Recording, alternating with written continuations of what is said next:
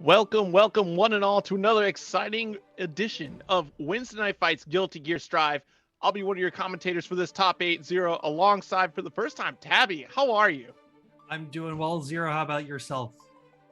I'm feeling really energized. I'm rock starred up. It's just juiced right in the veins to stay up for this West Coast style bracket. And honestly, what a shocking bracket. And we can take a peek at this bracket for just a second right here, because Umisho and Nerf Shine at the top of it, right next to Stealthy and D.O.N to start things off here. And then Razzo killing it not only in this bracket, but also another tournament bracket as well. Razzo's really trying to get some practice in for Arc Revo just 3 days away, up against Q.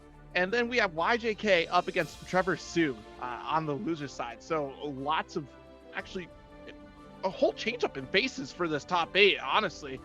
Some of the usual suspects there, of course, are Series E qualifiers, and they're definitely here for that wonderful pot that we can check out in the Matcherino. Plenty of codes still left, and Tabby, the running goal is to make sure we get all these codes used before Grand Finals.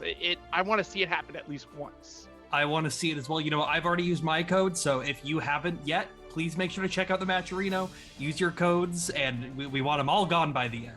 That way the players can be rewarded for the amount of skill and effort that they've had to put through this bracket.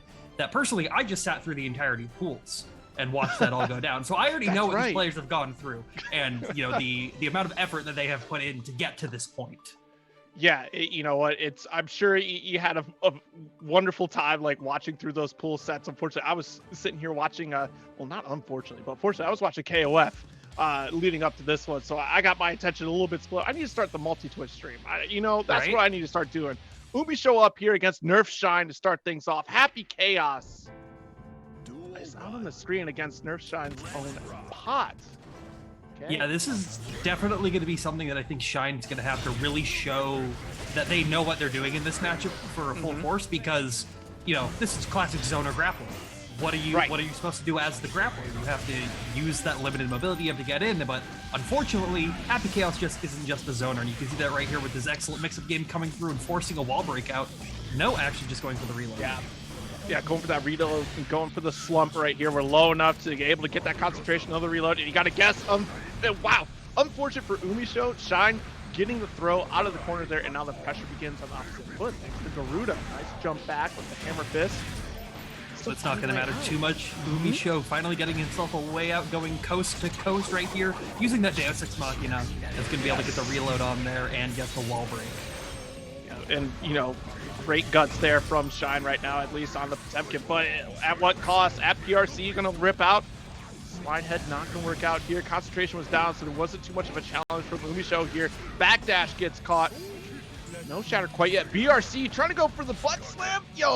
But is able to mash out of it right there. Umisho being able to take it, keep it alive, and both players keeping burst going into this, which is, I think, going to be very beneficial, mostly for Umisho between the two of them. Yeah, absolutely. Shine there, of course, had a comeback mounting and was able to keep control in the corner. Now, this is the really bad situation you don't want to be in if you're Shine. And already on the approach, Umisho with the zoning soul bad guy out here, able to rack on some damage. Get the nice curse upon Shine here. Nice overdrive concentration, trying to build up, able to just keep this lockdown pressure going still. But using the slide head, trying to use the armor to break out of it, and is able to successfully get so, taking all the damage. Reno gets the pot buster as well. Going to keep him going into the corner, and you've got one guess left as Umisho, and if you're wrong, that's game, and the dust comes out of the PRC right there. Letting Shine take that one, saying he's not out just yet. He's not taking this down without a fight. But neither is Umisho, just using those really early 2S round starts to try to make sure Shine can't do anything, and just using that gun pressure full screen. Yeah, and like you said at the top of that first round there, no one's spending burst. Shine was the first one to pull the trigger on that. Umisho able to hold on to it, stay calm, cool, and collected. Has a substantial lead even after the shatter here. Plenty of resources available in terms of concentration and bullets. Yep, Shine using that burst early last round gave him the opportunity to use the burst here, but unfortunately it's not going to matter too much after that wall break is going to take the round up for Umisho. And a scary round for sure. I mean, like, Umisho definitely seemed more in control for a lot of the match, but as we saw a couple times throughout those rounds, Shine just found the one little gap, and that's all it took, especially in round 2, to get that comeback as well. Just 50% of your health was gone for being pushed out of the corner, and then you ate a pot buster on top of it, and you had, like you said, the one last guess in the corner situation there. So terrifying stuff. If you're on the side of Umisho, you can't, start playing with your food too much, especially as a zoner. It's not set in stone as this matchup might seem to be. No, especially with someone like Shine being on the other end. Other Potemkins, maybe you're a little bit safe to play with your food, but Shine gets that one read, they get that one walkthrough right in, and it's over for you. Especially, not having the defensive options that other characters do as Happy Chaos. But you can see Umisho's ready for that, and they're now just wanting to keep it, just checking all air movement, trying to make sure that they're not playing too close, but when they are, it's in their favor. Yeah, I like this preemptive screen spacing here, but unfortunately going to get caught. Nice chunky counter hit from Shine here. Yeah, really good stuff. To get that pushback too, especially that's the space that Umisho was looking for with Happy Chaos. First up, get juggled around for some bullets here. Reload. Bring it back mid-screen. Oh, PRC out of there. Nice. Just keeping that pressure going. Shine forcing the burst, but it whiffs. No full punish on it though. Uh-oh. Yeah, and there's no concentration here, so no bullets. This is a big opportunity for Shine right now to close that gap. Calls out the burst. Should be able to wrap this up. It does with the OTG. Just like we were saying, Shine showing that they are ready to check when they need to. And you can see right there, gets the 6P counter hit into the air grab, bringing him coast to coast, gonna slide forward. Let's see what it is. Kara Garuda mix, who mashes out of it. Good call there from Umisho, bringing him back mid-screen. Had the confidence to do so, and gets rewarded. Goes for a wall break. Sure, why not at this point? Jeez Louise. Hey, you know what? You got rewarded for taking the biggest risk I've ever seen. That's some guts right there. In between Garudas, you knew the timing there. Pray to the gods, says Shine. I praise all but pop busters out here. Here we go. We got another Garuda stagger. YRC comes out. Finally, Umisho trying to take that turn back. And it's now time for Frame Trap City with those gunshots coming out, but just trying to keep the gun full screen. Oh, gets a nice clean hit. Gonna keep him around, not trying to expend that bullet or concentration too much, but that brings Shine right up close. Gets the tap 5D. They're now one touch away from anything, but so is Shine with the potential that Umisho has. Okay, but gotta watch this concentration here. We've had one slip on resources. There's another one right there for Umisho, having to back off here and Shine. It's just moments away. Slide head got the knockdown here. Scooped up, great opportunity for Shine here. And unfortunate for Umisho guessing wrong on the rock, paper, scissors situation right there. 1-1 on the board. Good old rock, it always works. And you know what's really scary though is that in the first game, Umisho never ran out of concentration. Had pretty well maintained resources throughout the entire first game, and then the second game though, a little bit of hesitancy, I guess, or like just having those brief moments of mismanaging your resources really cost Umisho in this game. So hopefully that gets that readjustment. Yeah, Umisho was really able to it was only in that scramble situation towards the very end, so that might be something if Shine picks up onto that to try to force more scramble situations, because that's when Umisho's willing to let it all rip and let lose all his resources, and then can take that, continue to pressure their advantage if they've been seeing the opportunities, just like that with the 2K2D round start, allowing that mixed forcing a super early burst out of Umisho, which he definitely doesn't want going on here as we've seen from previous games. That's actually something to note right there. I didn't realize that tossing out Curse can avoid that slide head right there entirely. That's actually good stuff right there. You get that free Curse, don't have to take the knockdown from slide head, so you're still able to maintain that full screen pressure if you're on the Happy Chaos. Absolutely, yeah. Now you see just Shine just trying to keep that space close between them, using the Mega Fists. Umisho not punishing it, and now Shine's getting rewarded with the round right there. Big damage from Potemkin out here, but Umisho is capable of doing just the same here, trying to throw out another curse, and unfortunately Shine is just bouncing away. Saw those Nerf balls, you see the new fangled ammunition that they got out here for the kids in the Nerf Ace packages, I believe is what it's called, right? I've seen something like that. I've seen my younger cousins, they have sniper rifles that shoot 100 feet out. I'm like, we had like rubber bands basically. Right, come on now. But just like Nerf Shine is gonna nothing get broken out here. Okay, one more situation here for Umisho, and you might lose it out here. Umisho, has the meter, has the concentration. They could disconnect it, could expel danger. Uses concentration super now. This is going to be very tough. But Shine actually gets all the way in and is able to 6P to take that. Yeah, Shine's that ready. had to have been an input error right there. Probably going for a blue RC drift. Because staying in that same position and getting called out like that, gosh, worried about like a heat knuckle right there, but still you were way up high in the sky, so it had to be a drift. Yeah, it was one of those unfortunate situations, but Shine was able to capitalize on it. But you know, Shine's only one step away now from taking this and moving on to the next phase over Umisho. So we'll have to see if they're able to actually focus through this and get through, or if Umisho is able to use that concentration to take it. You see the early curse applied onto Shine, so Umisho's now going to use that to just keep Pot out, but now tries to keep it close for frame traps, knowing that zoning's going to lead to some bad results, as we've seen previously. Already playing on that razor's edge right there. Concentration is low, doesn't have enough meter to try to go for that overdrive concentration here. Has to chill out for a second. Going to get scooped up. Keep up the pressure from Shine here. Has the barrel attachment to the repeater from Nerf.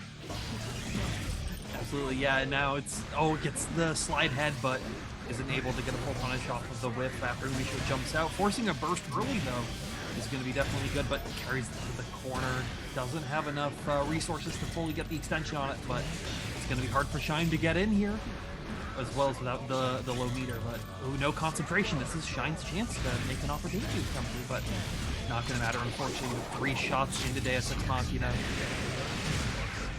Oh my goodness, he does take that round there too. Yeah, that's a slight misstep right there from Shine, not capitalizing on the situation right there. Umisho was in trouble, and that was the opportunity to make that kind of a little more reckless Potemkin approach here. And wow, big jump in from Umisho already. Gonna go for the stagger pressure and watch it again. Concentration really low. Gets scooped up into the corner. Now you have to guess.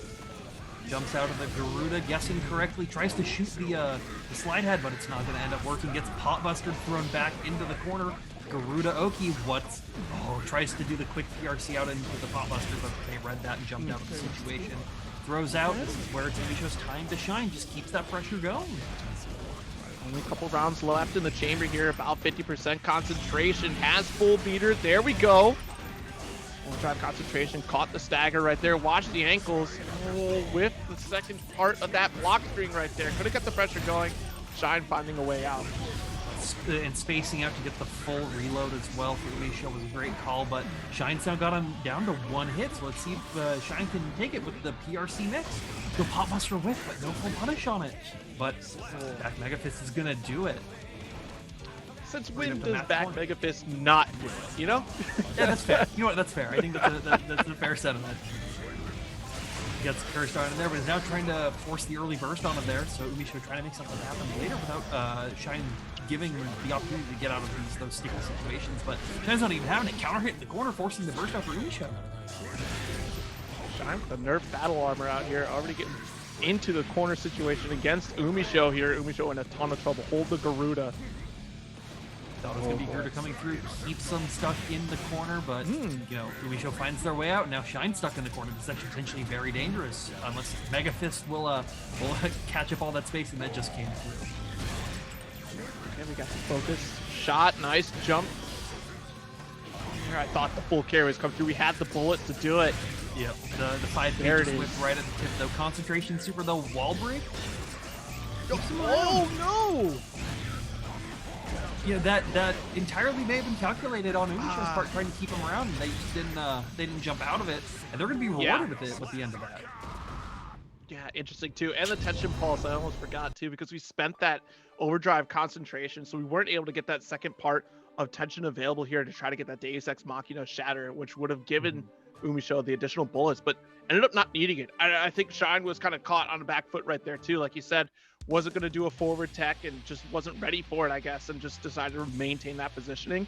Then again too, like if you would have done that forward tech, you would have been right in Happy Chaos's face. The perfect territory for Potemkin to try to, you know, maintain pressure and make you guess again on recovery. Yeah, Umisho just taking that the gamble right there, which sometimes you can do against Potemkin, to hope that Shine's not going to realize the situation. And fortunately, they were rewarded for it. But you know, Shine's now going to take a couple more gambles to get through here, and especially forcing that early burst over for Umisho. But that classic Happy Chaos pressure has already started. But got him in the corner now with Potemkin. This is incredibly dangerous.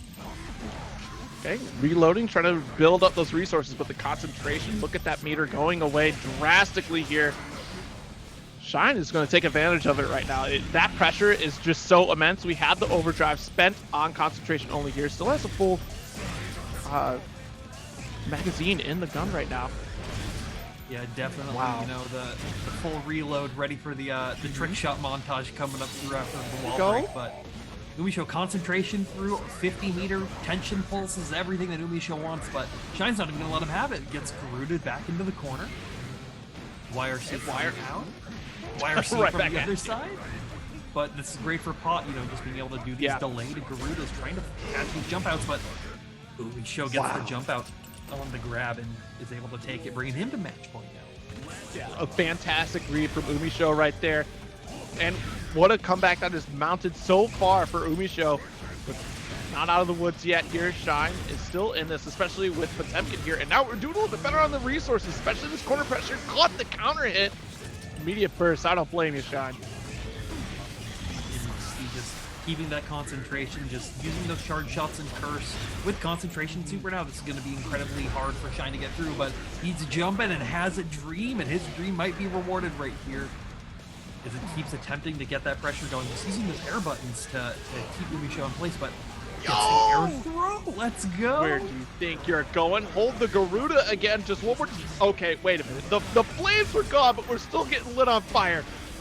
Shine is on another level right now. Just new, believed in the Garuda. It's that main character buff. You're fighting against the toughest rival in this Happy Chaos Zoner, and you know Shine needs that to come through, but it's looking pretty dangerous right now. Using the Deus Ex Machina in the wall. I think the wall breaks as well and should kill him. That'll do it. Wow. Up 3-2 for Umisho. You know, Shine really showed that potential like right in the beginning of the match, but Umisho just adapted and was able to take it. Yeah, and you know what? Like, it was really interesting to watch that resource management from Umisho, because so much of it was just barely on, like, having enough concentration to even get shots off, right? And it was just, you had plenty of bullets there, and I think that was an even bigger threat. But we even saw still from Shine as well, some hesitancy on that approach. And that's a lot to really think about as far as, like, your mental stack going into that matchup, because you are well aware of that Happy Chaos from full screen can do massive amounts of damage. I mean, soul bad guy levels of damage. That is no joke. Like, it is zoning soul. And that fear alone, it can really kind of sway some of your decision making. But kudos to Shine for still making that strong approach as well when concentration was just null and void. It was off the table and was able to kind of smother that attempt from Umisho as well. Yeah, it really came down to Shine just making a couple less than optimal decisions in the moments where they mattered the most on those games, and that's where Umisho was able to take it every single time and just turn these matches that were starting to teeter towards Shine just immediately back into his favor.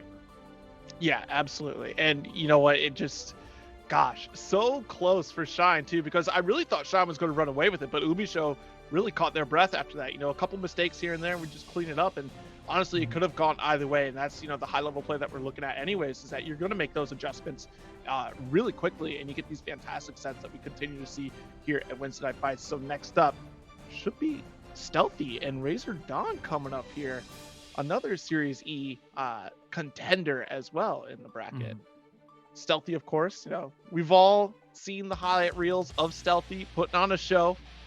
We do appreciate it, and of course, it wouldn't be a Weds Night Fights without an Eno player somewhere in the bracket, whether it be pools or top 8, and Razor D.O.N making a return to this top 8. And let me tell you, Razor D.O.N, they really showed their skill in the Happy Chaos match, being able to take it to qualify into top 8, showing that they're prepared. They're a very high skill level player to potentially even take this whole thing, but it's still you have the Axel match. It's another zoner. It's going to be potentially hard for Eno to get through here. And you can see Stealthy is using that to their advantage already, but a couple clean hits has got it to pretty even life totals. Gets a throw, keeping him in the corner, goes for the JH-BRC mix. Did you block it? I didn't. It's so hard too, especially that deep jump heavy slash, but we got the RC cross under from Eno here. Now the corner pressure begins. Jumped out. I don't know where you think you're going. Let me tap you on the shoulder to remind you, you're under Eno pressure right now. Yeah, absolutely. Eno pressure is hard to deal with, but Stealthy was able to find that and tried to get an RC follow-up after just a little too far. Forcing the burst out for D.O.N this late into the game is a little surprising, but they were able to use it to take that round with the chemical up. Yeah, absolutely. through the 5P no less too, finding that sweet spot between the chain right there. Jump heavy slash does connect here for Stealthy. Yeah, you see Oh, gets nice the stroke under it and put a nice read right there. And I was able to get mixed in the corner, goes for the triple overhead. Stealthy responds accordingly, but isn't able to get full punish. Gets the counter hit 6K, and you're going to see that combo just keep going through, but reversal super out of there. Now it's Mix City again, goes low. Goes low again.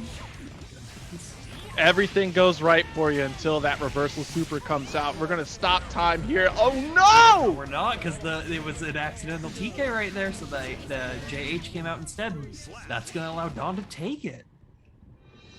You hate to see it. You know, all it takes is one little mistake, especially at that life point too, right? Just one more combo for both players. We could have had a complete different story if Stealthy had the consistency to finish that combo. That we've seen it before. We've all seen the Axel combo. We know Stealthy knows it. But, you know, it's just we're gonna shake this off. These late night West Coast tournaments, they can really get to you if you're not. If you know, it's almost 10 p.m. over here. It's sometimes you can be a little bit tired, but you can see that D.O.N is not. They're wide and awake, and they're gonna stroke their way to victory right here. Nice burst out coming there early, and now we get the mid-screen Eno mix again, but he reaches out of it with the 5K.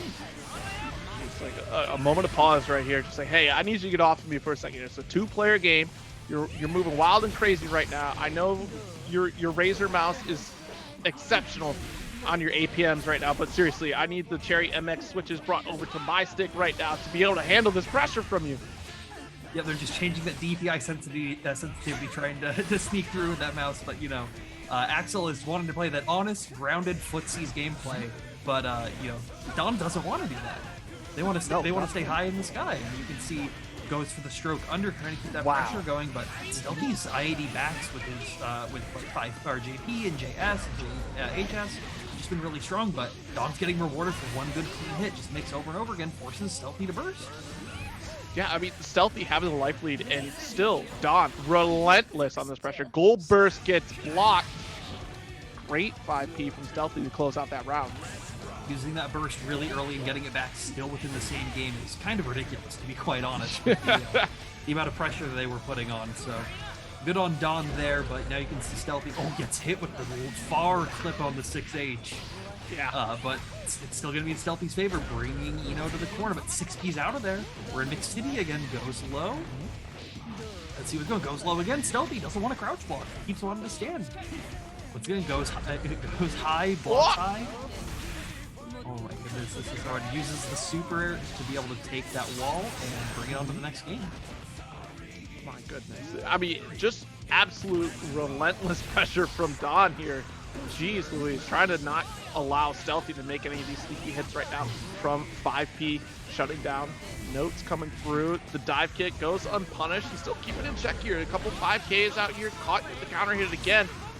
Oh my god, Tiger Knee pickup will get a shatter. Not enough to kill quite yet. But you need just one more interaction in their favor, but it's Eno's time, so he's going to start guessing correctly. Forces the gold burst out, gets the full screen command grab, is able to lariat their way to take that, bringing it up 2-0 for Stealthy over D.O.N. Goodness gracious. You know, just, again, this offense from D.O.N is immense, and kudos to Stealthy on, you know, just being able to block a lot of these triple overhead situations here. I mean, then again, too, the refusal to block low, and the one time that Stealthy tried to challenge that third low, got counter hit anyways, and was still able to make up for it. It's so jarring to see somebody that has like a life deficit that D.O.N has been in plenty of times, and still having to deal with this pressure right here. Now it's going on the other side of the foot here. D.O.N, massive life lead to start. Yeah, you can see once again that first mix immediately goes low once again. Stealthy just not respecting the low option, keeps trying to go high, but let's see if D.O.N can use that to their advantage to adapt, but gets the punish, but forces burst out for D.O.N. This is great for Stealthy, keeping them full screen, has no resources, has all the buttons in the world, but we've seen D.O.N get good results just like this before. Forces the burst out for Stealthy.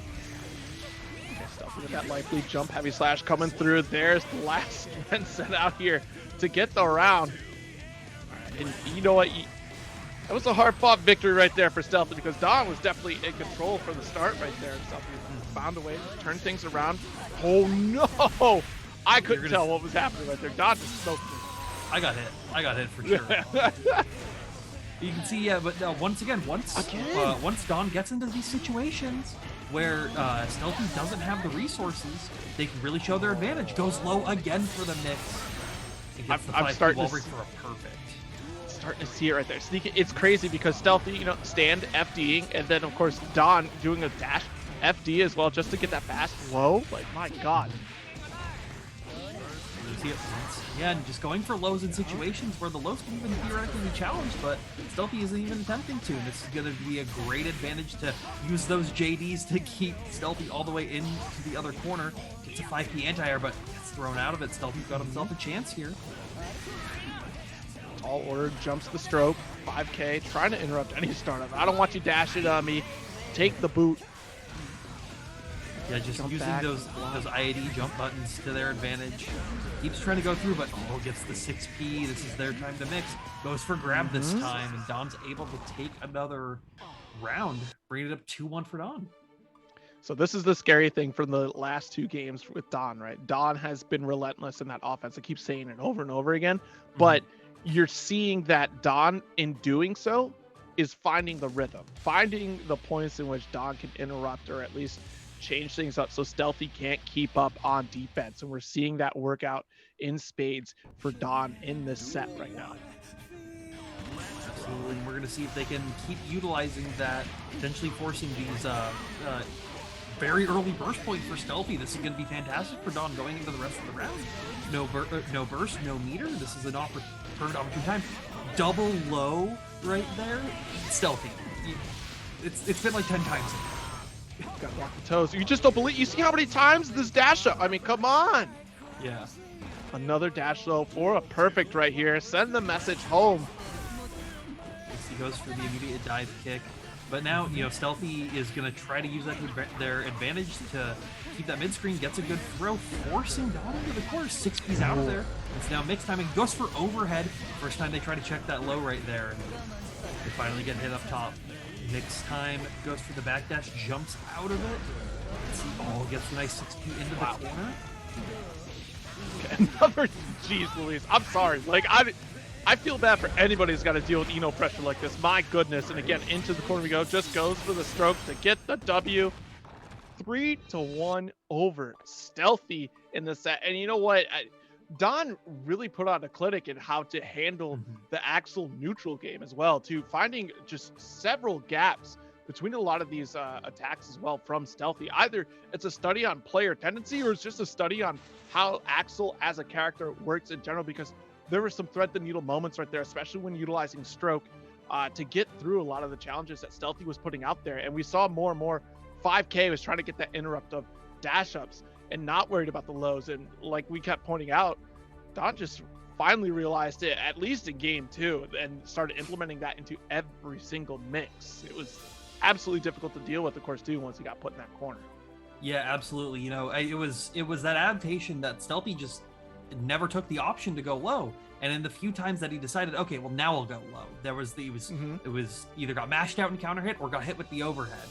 And it's something that you just need to adapt quicker onto, especially versus a character like Eno, who's one to get you into one mix, they're going to set you into 5 more after it. Unless you guess right, then you have yourself a chance. Yeah, and it's so hard. Like we could sit here in an armchair, like trying to game this flip, but we both, I'm sure, have been mixed by Eno. I know I definitely have been mixed by Eno. I see you, Zigno. You need to relax, okay? Please. I have enough Twitter clips of me getting Eno mix that are pinned on people's profiles, so I'm used to it at this point. Other people have to feel my pain. Well, someone that doesn't have to slow down because they have probably the 17th gen processor at this point. Intel Razzo out here will be going off to Arc Revo finals as well in a few days here. Trying to get that last minute practice in. A couple tournaments today, including Weds Night Fights tonight. So congrats on taking your XVO tournament earlier today, Razzo, but Q is out here to try to take a shot at the king.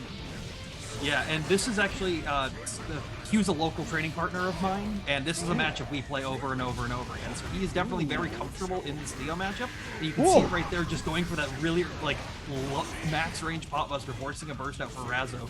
You know, Razzo's not a threat, is a bigger threat than most people are in this game. Just been dominant from the get-go, and you can see it right here with those JD loops. You know, keeping that mix, but you know, Q's got the blocks back, Mega Fist back out of there. And then they keep trying that pressure going, just using those long-range buttons, stopping Leo from getting in. Tries to go for the butt slam, but tech's out of the throw. Pick up here, bounce off the wall. The and one combo video starts. Oh, the turn. Okay, thank goodness. I mean, it's so unfortunate for Q. But you can see we're in the mix, but goes for the meaty mid, and Q gets hit by it. 6P the fall right there, and that's gonna allow Razzo to take that. Okay, so what a turnaround here for Razzo to start that first game right there. Q actually, you know, like you said, pretty comfortable in this matchup by the looks of things too. Nice scoop, pop buster. Because what do you do in that corner? You know, you do have DP, but you know, heaven forbid you try to DP and that pop buster smothers that he gets out of the hope of getting out of that corner. Yeah, parry for the slump. Let's do it. Keep the mix going. Goes for the back Mega Fist, but is going to get counter hit by the super, forcing the wall break. Just barely alive there, but Razzo's got the meter of the world. Gets the throw into the corner though, so Razzo doesn't have ultimate world. BRC to try to slow down, but Aegis Reflector coming through has to block it. Forces a burst out right here. Let's see, flicks back a projectile. BRC getting the combo confirmed to let Q take that. Yeah, really good to represent the flick as well too. We don't see that too often from Pots, and oh my goodness, 6P has the conversion. Okay, nice jab out there, 5P. Let's see what the mix is. Tries to keep another 5K out there, back turn stance, but oh my god, the throw. So the slight head recovery, and you're getting counter hit right here into the corner. Razzo keeping the mix though, goes low into the H super. Doria at the wall, bringing it break down. You know, Q's potentially one mix up away from losing, but just blocks the safe buttons, trying to back Mega Fist. Goes for Aegis Reflector out of there, but H super through it, and that's going to allow Razzo to take it long. I mean, you know, I don't blame you, because a lot of supers, you know, aren't going to catch that, but the range on Leo super right there, just enough to get behind that wall. It's one of the few and far between that can actually get through. Yeah. If you're not prepared to get that run-up dash in the quick couple frames that you have the opportunity to. Yeah, that is so, like, just such a rare occurrence. Like, I can't imagine that it would be pretty, like, normally practiced, unless if you are regularly, you know, facing that down, right? Like, if you have a fortunate training partner that will get you that situation. I don't use that super enough. I'm just going to be completely honest. Yeah. So. But yeah, you know, you can see that Q has a really good handle on the neutral pacing of it. But once Razzo gets into that mix opportunity, that's where they shine. That's where they've shined in every game that they've played before. Once they get into that mix, you're done. You're done. You're gonna get opened up somehow. And you can see using that HDP, tries to get the back turn after it, but gets thrown out of it in the corner. That's a really good call out there from Q here, trying to keep up. Jump in from Razzo, and and then forcing the burst out from Q right there. Gets the HDP, but uses the burst to keep them in the corner, trying to get that full combo. We're going to see that mix stay in there, just using those back turn S's, trying to force any kind of pressure. Try to return right back. Yeah, and they were able to successfully do it, using that H super once again to break that wall and take that round. Yeah, you know what, and the risk reward right there too, just being, you know what, I have a substantial life lead. What's the worst that you could do to me if I decide to just let rip a DP? It is Potemkin, so sometimes you do have to be scared of that, but Razzo definitely was prepared to deal with that. Tries to Razzo was out here to risk it all. Counter hit 2D in the corner. Oh, but the combo drops, unfortunately. Now we're going to see the full Potemkin combo from corner to corner, dealing a good amount of damage, but DP out of there, forcing the burst, bringing Razzo back into the corner. Let's see, the overhead comes out. Once again, getting hits. Nice check up with the OTG right there too. Oh no! I've seen it before in Grand Blue Versus, you know, like you think a throw is coming, so you try to tech the throw, and at what cost. You lose your life for trying to tech it. Yeah, definitely, showing, just like we were saying, that once Razzo gets in there, they're in there. There's no way that they're going to let you escape the vortex that they've provided. One thing that we haven't, I don't really feel like we've been seeing Razzo go into this is a lot of like back turn cancel into tick throw setups. Which I know can be very good against a player who's not prepared for it. And Potemkins especially usually aren't prepared for somebody to be thrown for that.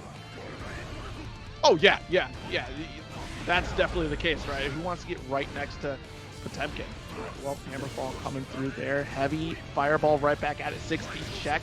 And you know what? This has been the tail of the tape of the set, is that Razzo has like almost no fear in a lot of these situations, just very confident in the position that they do have. The corner press can listen to the stream, right? The stand up.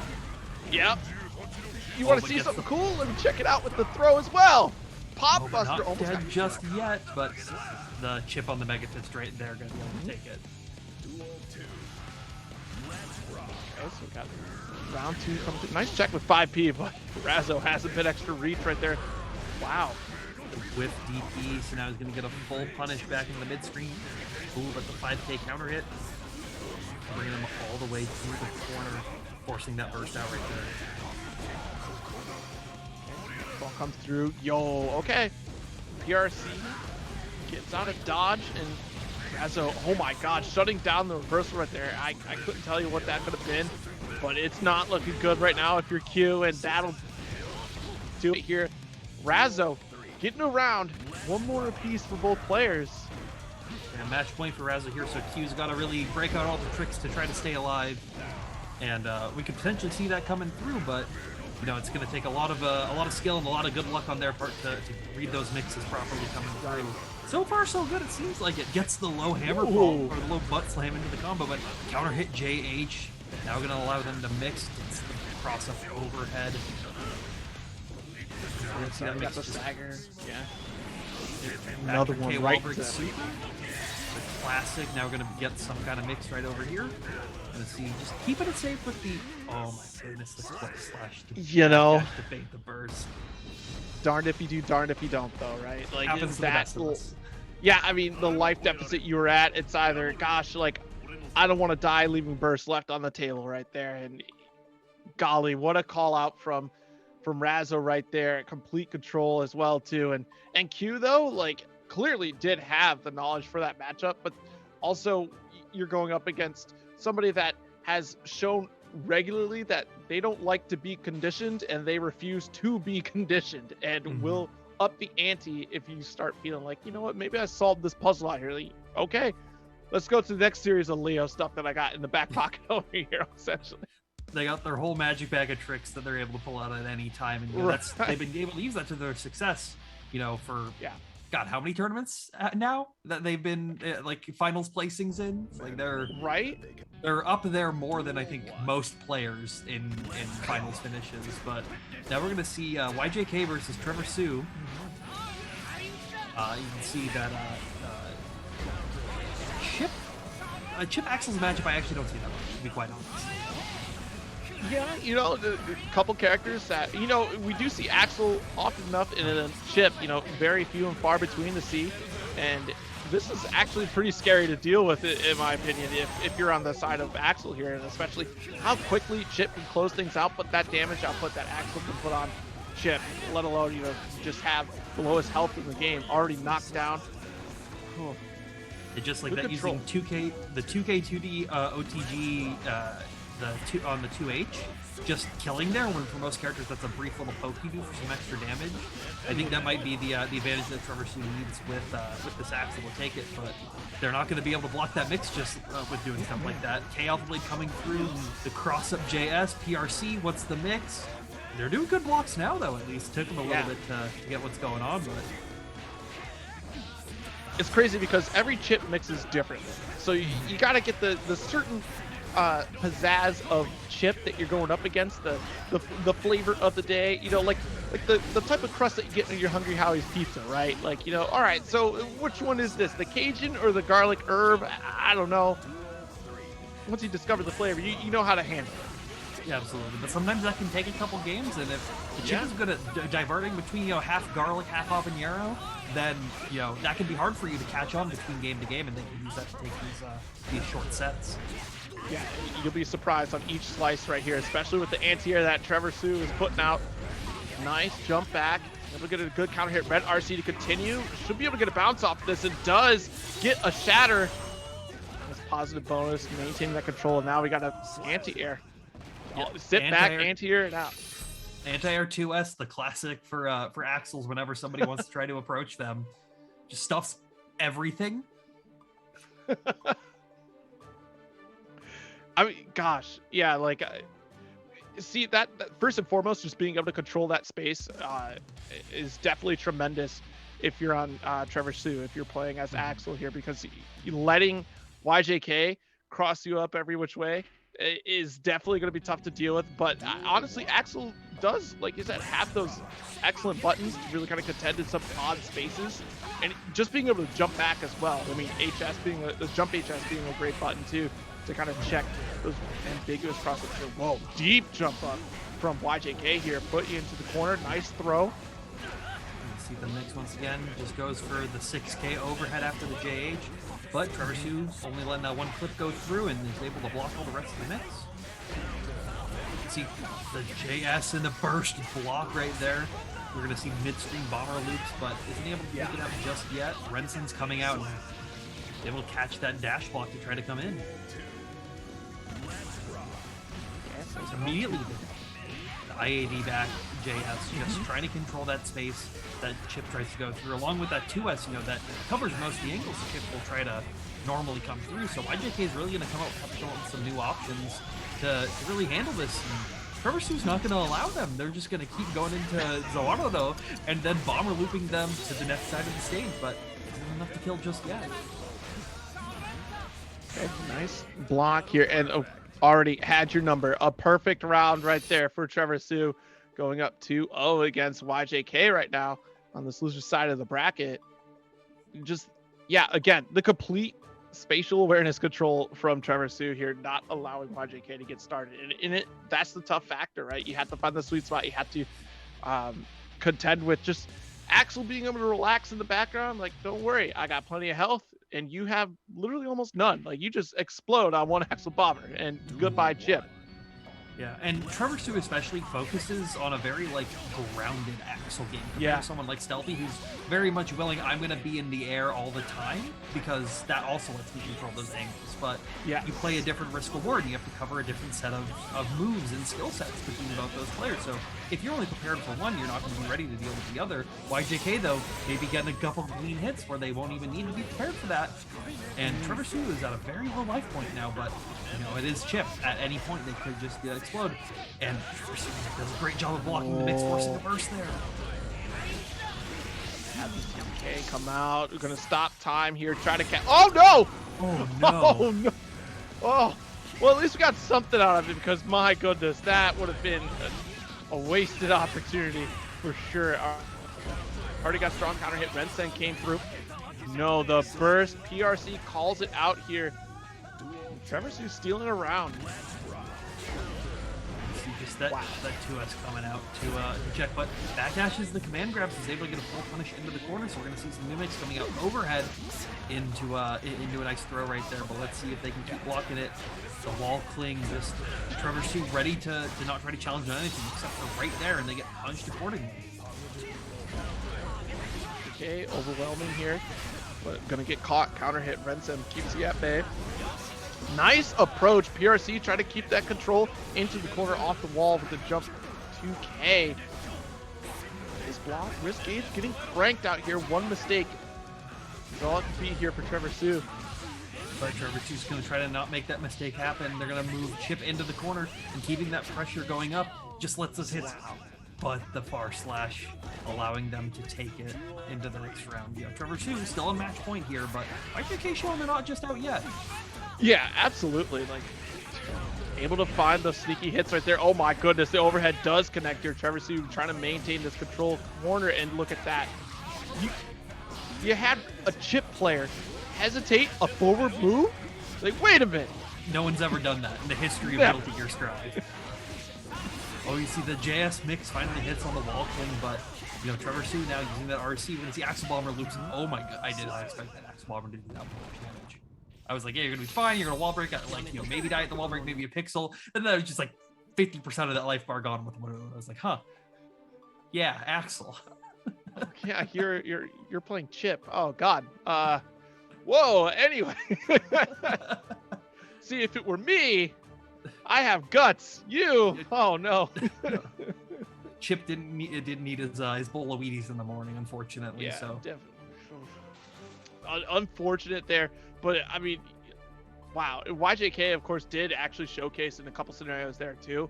The potential that Chip could have in that matchup, and of course, you know, Trevor Sue, just being able to preemptively stop a lot of that approach from YJK was so strong in that match. And of course, we get another match. We've seen it before. These two going at it in a Weds Night Fights, and it never ceases to amaze. Razzo up against Stealthy here. Yeah, absolutely. This matchup is, personally, it's a favorite, to be quite honest. It's a matchup where you're both trying your hardest to keep the other opponent from doing what they want, but if the other person gets to go, they just win. And you can see Razzo doing a great opportunity to force themselves into the situations, using that H super in that range, recognizing that it will wall break, bringing Stealthy very low. We're going to see a potential mix opportunity here, but just backdashes the close slash on the mix, and now you're going to see bombers into the corner. DP's out. Oh my goodness. Wow. And was still able to recover fast enough before getting punished after the back dash up. Will get counter hit. Stealthy taking the round right there. Yeah, doing a great job right there, recognizing the situations, but Stealthy, you know, just showing the on-paper matchup experience of, I'm the zoner, deal with my buttons. But you see Razzo getting the counter hit right there, into the wall break, into the H super once again, break the wall. Let's see if Stealthy goes for that backdash once again, or if they're going to allow that mix to happen. Tries to go for a kick throw setup, but kicks out of it, but he's going to do it.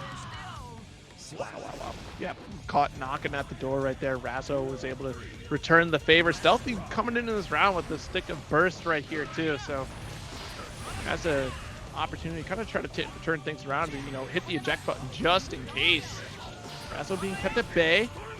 DP's right through. Interesting decision right there. So that is definitely, I mean, it was on purpose the first time, but here, like, just seeing it utilized as a tool to go for flash kick to avoid Rensen. You know, you can see Stealthy did recognize that, and then it checked it up with the dash, which allowed them to get in the situation where you're just keeping in the corner. But the run through on Wake Up, Stealthy was not prepared for it, but is able to bring it back midstream, keep poking him out. PRC into the low, and then into the throw in the corner. Bad situation for Stealthy, but counter hit JH. No! The overhead will catch Turbulence to steal the round in what should have been Stealthy's first game in this set. My goodness. Razzo finding that gap after that jump heavy too, like that. Yeah, wow. Yeah, it's that few and far gap. That's some player experience right there. You know, these two players have played each other enough. They know what their habits are, and Razzo was able to adjust slightly more than Stealthy is right towards the end there and was able to take it. And of course the MO too for Razzo, right, of just being able to take those risks. Like, even though that Razzo could have died on that next encounter there, after the heavy slash from Stealthy, he didn't follow up the right option. So you could have taken it and just let it slip away. You gotta finish your food here. Nice throw. Stealthy, I think, sort of realized that as well.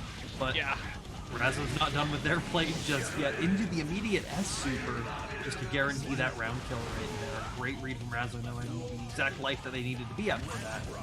And, you know, Stealthy's got to work really hard to take these next two games. You know, we might see it forcing that really early burst out from Razzo in the second round. HDP in the corner. We'll try to set up immediate Turbulence right there to get the back turn stance, and Stealthy waking up pretty quickly here. Great backdash on the command grab right there. And the jump in. The Ryu medium punch coming through, blocks the burst. We're working on the shatter for you.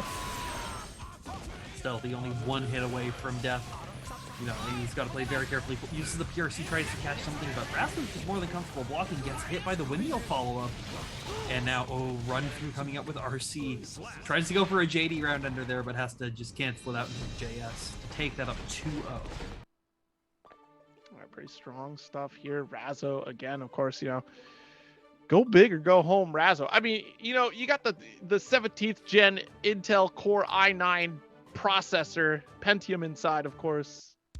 You're pretty much prepared to take on whatever life throws at you in Guilty Gear Strive. Oh yeah, absolutely. You know, it's the blazing fast speed storming, allowing you to react as fast as humanly possible to all these options that Stealthy has. And Razzo using it to their full advantage, you can see. But Stealthy getting a good clean hit right at the round start.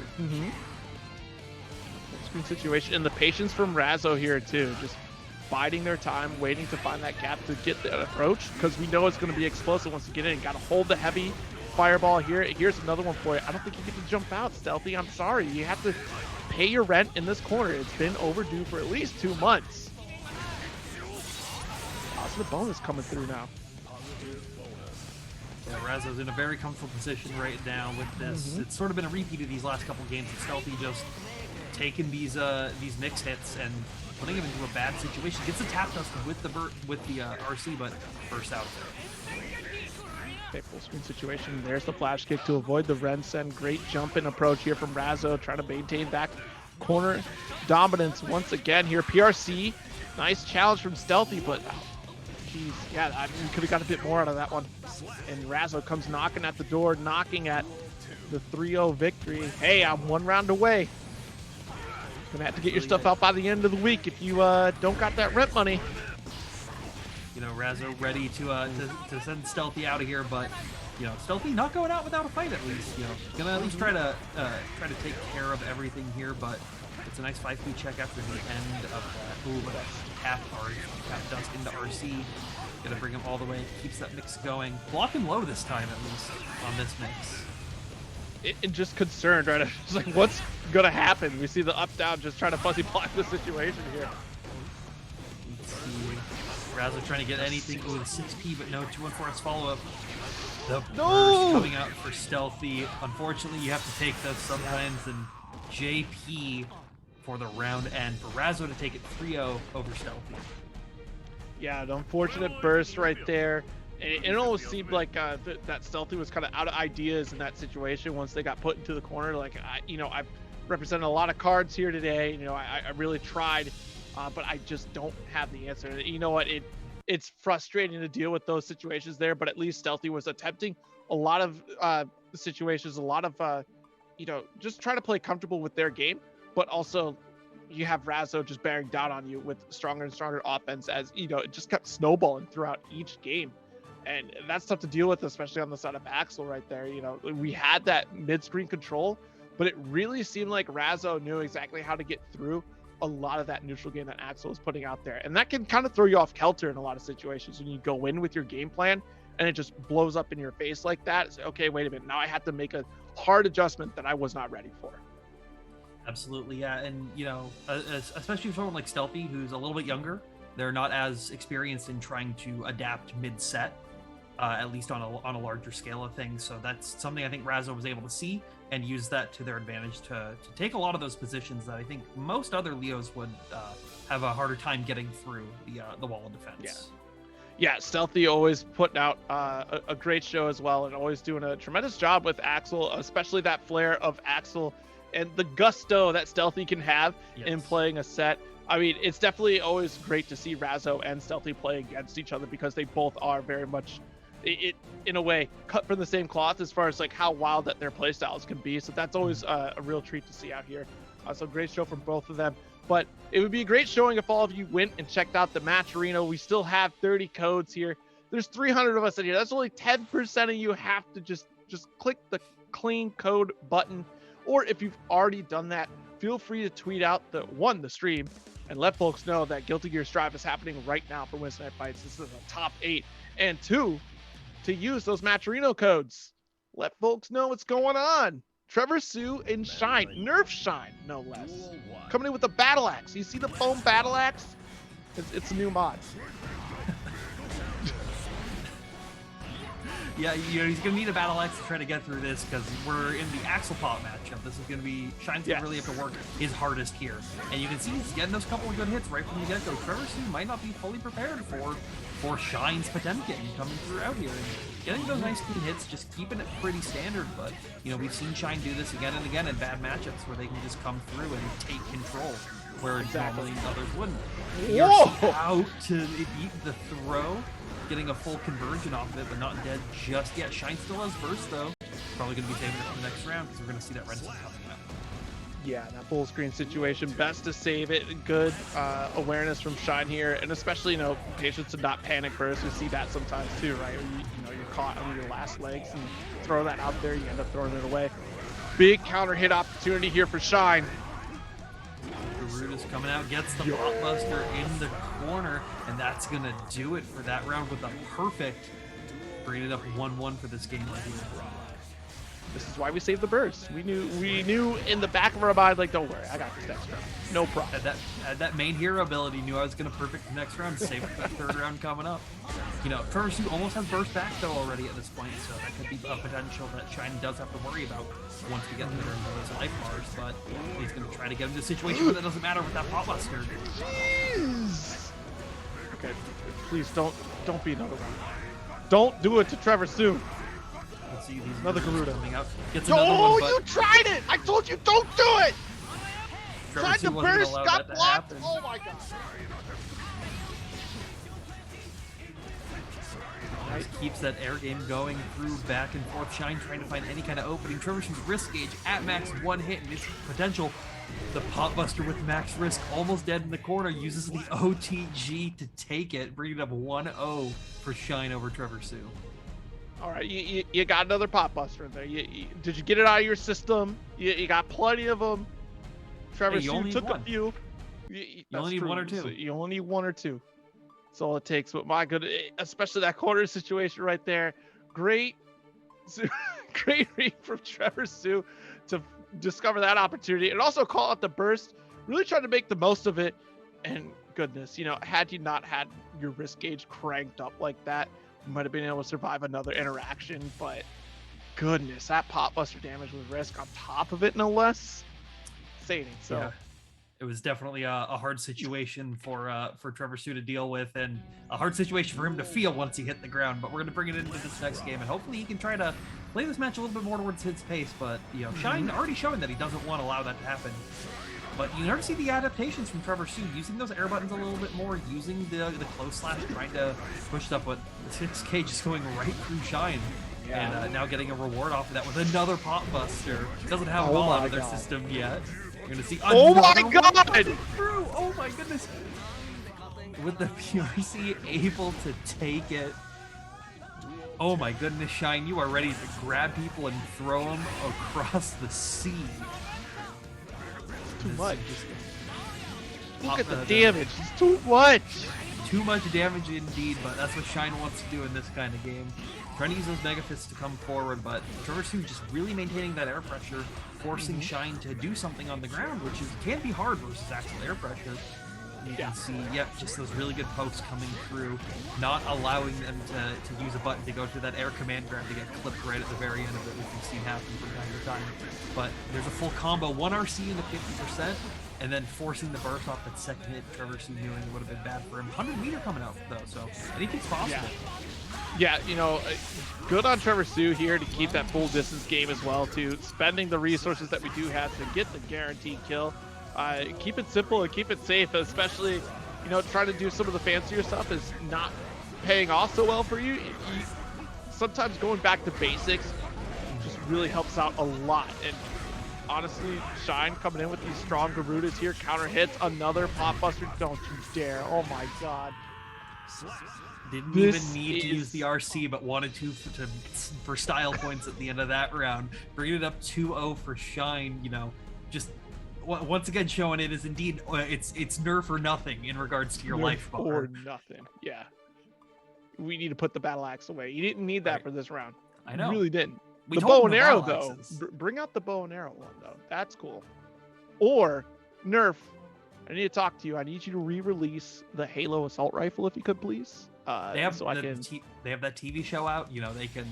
Yeah, you could do it again. Cross-brand it right there. Do it again. I know it was limited edition for a little bit, and I know I missed out, but I really want that Nerf assault rifle skin for Halo Infinite. So if you could please re-release it so I can purchase that anyway. Anyways, Trevor Sue making a last stand against Nerf Shine. You can see now just going for those on block JSs into whiffed ring waters, just trying to catch any kind of movement that Shine's going to try to do forward. Really just trying to check to anything, but Shine's more than comfortable slide heading from full screen, and then once Trevor Sue gets close to avoid these, that, hey, it's my time to grab you and mix you, but Trevor Sue showing really good damage against Shine. Yeah, actually, this is a really good situation to be in right now. Close to taking the round. One more mix to do it. Whoa. Almost got... never mind. I spoke too soon because you almost got scooped, and then for sure, confirmation happened. The rollback hit. You got scooped anyways. It was a real rollback, but you know what? That was Daisuke's rollback. Yes, it was Daisuke's vision indeed to keep Trevor Sue alive so we could have some more Guilty Gear action. You see burst on the Pop Buster right there, and flicks back to Rensendo, so Trevor Sue is getting his options checked a little bit harder. We can see if Shine is able to take it. Just keeping that shimmy back and forth. He's getting a couple of those clean hits. We're going to see a potential Rensen, but comes up further on there trying to get something. Backdashes the median. Now we're in Oki land, and another Pop Buster coming through. I've never seen this many Pop Busters land in a single Guilty Gear match. In history. Like, no. no, this doesn't happen. And doesn't even need Pop Buster to finish it out, just using Garudas and those shoulder checks to try to prevent Trevor Sue from doing anything. Bring up now match point for Shine. A couple good grabs around here, and it'll be in his favor, but as he gets the combo in the corner, just keeping him there. Garuda's block, gets the counter hit Garuda into the second. Megafist doesn't get the full conversion, though. Oh, okay, got scooped up. Command throw here, going for that lariat. Trevor Sue trying to find the space, and full hammer fist coming through. And the patience from Trevor Sue there, not to try to jump or backdash that throw, just allowing Shine to get that little bit of forward movement is going to do a great right here, keeping Shine all the way, it's still in the mid-screen, but keeping him far out enough where he can't do too much. Especially versus these long-range air normals, because if the meter gets hit by the command grab as well, this is looking great for Trevor Sue right here, but, if Shine gets that burst back or meter back, this could be potentially very dangerous. Slashes here, slowly chipping away at health. Oh my god, the gold burst gonna get called out. Shine saw it a mile away. The Clash 2K 2D immediate burst to keep the offense called out. The YRC. Shine can see into the future. That's a 3-0 victory for Shine here. And I tell you what, I really have to commend the patience that Shine had in this matchup.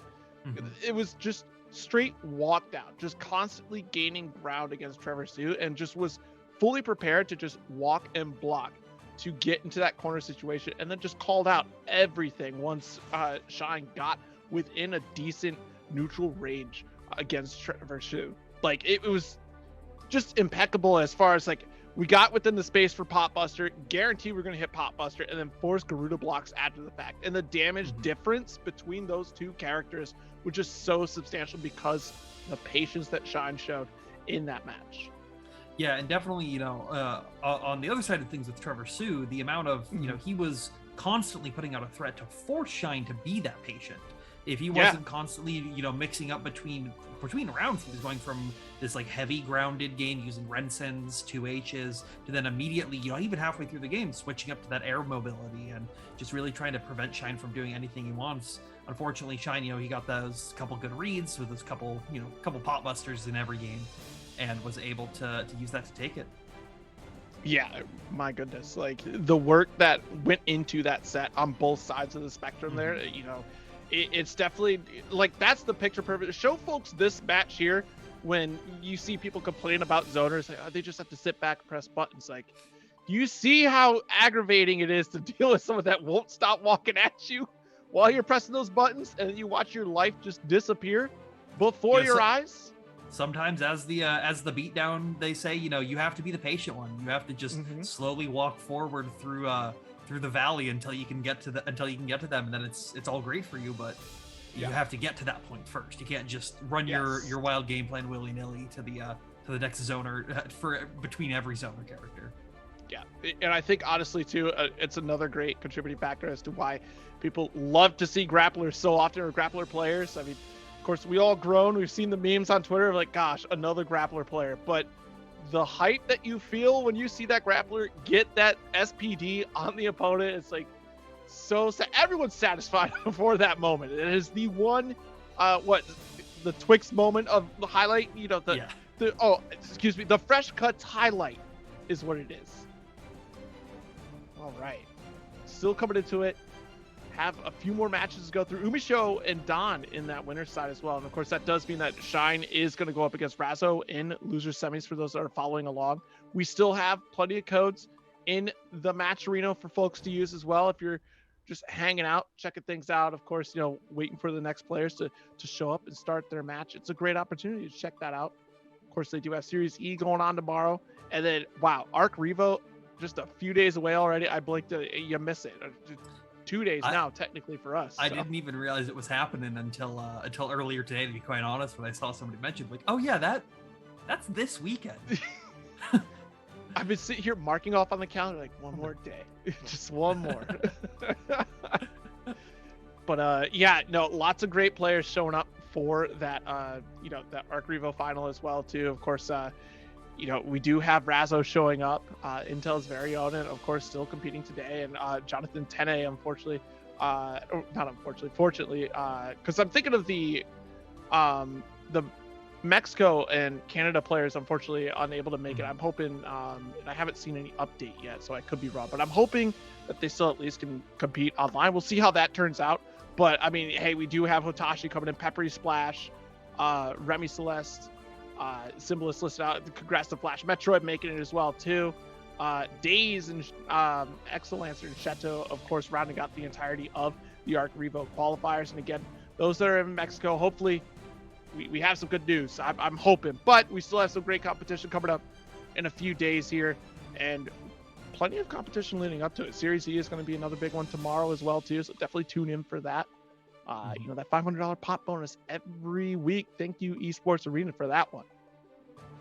Absolutely. Yeah. Once again, thank you, Esports Arena. One thing you mentioned is we have Arc Revo this weekend, but we have events pretty much every month now to come up and be looking forward to. You have Combo Breaker, you have CEO, you have Evo, you have so much to look forward to these next couple of months if you're looking for some more Guilty Gear Strive action. But we're gonna get this Guilty Gear Strive action here on the start with Umisho versus D.O.N. Like we were saying earlier, D.O.N was able to play this matchup to get into top 8, but Umisho is a different kind of hacker. He's very reserved, very similar to honestly to Trevor Sue in the last game, willing to change his strategy at a given moment. You can see that right here, just playing hyper defensive and then immediately switching on to the aggression once they find that one window to open up. But yeah, D.O.N's also ready to provide that aggression as well. Get out of here! The drop combo overdrive. Look, happy accidents, okay? It was all calculated. All right. The American reset. Baited and outsmarted. It's a dive through the round start, checking right through. Yeah. My goodness. All right, I'd love to put you up onto that corner one more time here. Good block and check with the 5P from Umisho. Guns up blazing there. Nice concentration build, but missed the curse. Yeah, using that instant block to prevent the pushback so it didn't fall into the curse. Very tight technique out of there from D.O.N. But now concentration super coming out. It's going to be a very hard time for you to get through unless you can get that one correct read. And it looks like it's going to continue to be difficult, and Umisho is just going to keep shooting across the map to take that, bringing it up to 1-1. Yeah, I like this play from Umisho, especially a lot of the clone play as well, right? Like you said, more defensive here, and goodness, the 6P coming through the clone. You're trying to save the clones. The clone's there to save you. Doesn't matter. Able to get that, that damage build up right there. Able to build up the concentration. A little more wary of resources in this game. We saw last time 6P check from D.O.N.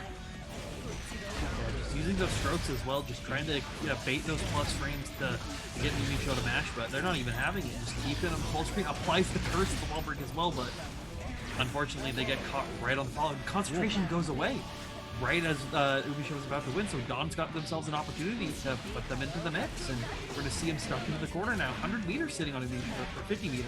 Something could happen, but it's not going to matter. D.O.N's going to take that with a sliver of health. Oh my goodness. Don't let it happen to you. Resource management, especially for a character like Happy Chaos, is so important. Don't try to, cross the finish line before you, ran the entire race. You gotta at least go through the checkpoints before you cross that finish. Absolutely. And it's one of those that even if you think you have it, you might be off by 1 or 2.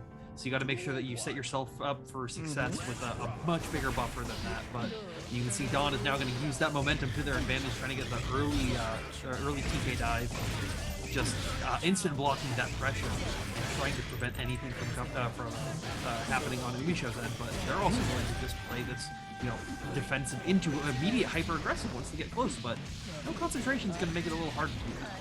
Yeah, see, I can't start the game complimenting you on your resource management and then just goes away after that first round. Like, come on now, Umisho. Hey, sometimes you need to make those reads. You need to spend the bar when you can to afford a 50% damage life, but you got to maintain that space. Try to maintain the safety here with Gunshot, cursed up once again. Yeah, it's a very unique style of play from Umisho, just the more aggressive Happy Chaos, which is fascinating to see, especially this close range. Nice, try to avoid the stroke there, and look, concentration built up immediately. That's what we had to spend our overdrive on. 1 bullet left. D.O.N coming in with the aggression. Definitely trying to use that clone to create space so you can get the reload on it. He's able to get a couple hits, but he's able to use that Deus Ex Machina, gets the reload, gets the wall breaking, gets the damage. D.O.N has burst now. It's a positive scenario, so we're going into the next round with this burst most likely here. I'm going to try to keep things at bay. Don't get a repeat of game 1 here. Hold out the concentration. Go ahead. I'm taking aim all day. Guaranteed. I'm not messing it up this time. Absolutely. Yeah, it's just using that concentration, having it in full, and just aiming down the sights the entire time. Hard scoping down the hallway. Yes. Somebody wouldn't be happy on the Xbox Live Party if that was in 2009. You camper. Camping is a viable strategy no matter what game you're in, apparently. So Umisho really showing that strength at the end right there. We'll see if they can continue that through these next few games, but you can see that looks like it's D.O.N's turn to mix. Ooh.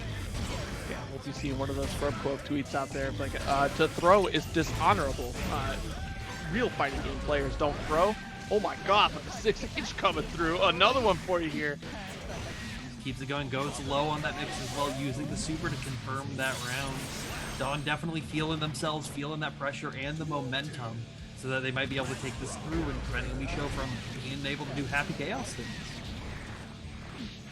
Okay, nice approach here, and again, smothering the flames of offense from Umisho here, being pushed back into the corner. Wow, offensive burst right there. RC still maintaining. D.O.N is not going to be pushed out, but finally loses it. Umisho gets away out after forcing D.O.N to spend all resources to keep it. Strokes under the burst. Big opportunity for D.O.N. Now just bringing them all the way back to the corner, trying to create a mixed situation. Was able to get it with that 2H right there. All right, so sitting on match point right now, or match game really for D.O.N. One more to go for it. Yeah, you're really going to see Umisho need to develop something to make it so that they can continue into this, because D.O.N has just shown it's like, hey, you want to be aggressive? I'm going to be aggressive right back. That's what I want to be. And has just been using those dive kicks to get in, create that early pressure, and then setting mix after mix after mix after mix. Right. Where I think Umisho needs to start, try to turn it a little bit more defensive towards that more standard Happy Chaos style to prevent D.O.N from getting in close. Yeah, I really liked that first round from Umisho. Just really playing with the clone in front of you here, trying to force D.O.N into bad situations. This is a good setup right here too. Cursed up, full screen. This is kind of giving me flashbacks of Frosty Lost Soul out here. Yes. Okay, Yeah, nice. you can see Umisho, they try to do that. They try to set up that early clone pressure, but D.O.N had already gotten the read on how they want to do that as well. So they were able to check that pressure, but now Umisho gets to use that full stream gun pressure with concentration super. And it's going to be hard for D.O.N to get through that to make the right couple reads. And unfortunately, trying to ID it right there, gets him hit. Okay, it's a good round there for Umisho, maintaining control, not having to spend burst, plenty of resources there, full concentration, and cursed up again. Now, once again, we're seeing that, just like we were saying, that using Shift do that very defensive style, using concentration super, keeping the clone out. Low on bullets, though, but still able to clip it at the very end. Oh my goodness, I didn't even see D.O.N's life bar that low. What was crazy about that round right there is that Umisho gave that moment of like, I'm going to fake out that I'm going to sit here and concentrate. And Umisho did not pull that option out. And D.O.N tried to take advantage of that with that approach. And that was the moment that Umisho was like, gun, gotcha. So, I mean, being able to vary that timing and vary the expectation on your opponent is actually quite a strong option by the looks of things here for Umisho right now.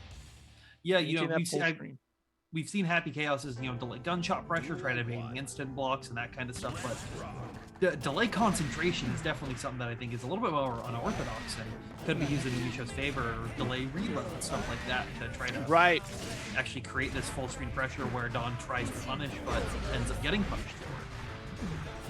You see, D.O.N doesn't even want that opportunity to happen, just keeping Umisho stuck in the corner over and over and over again.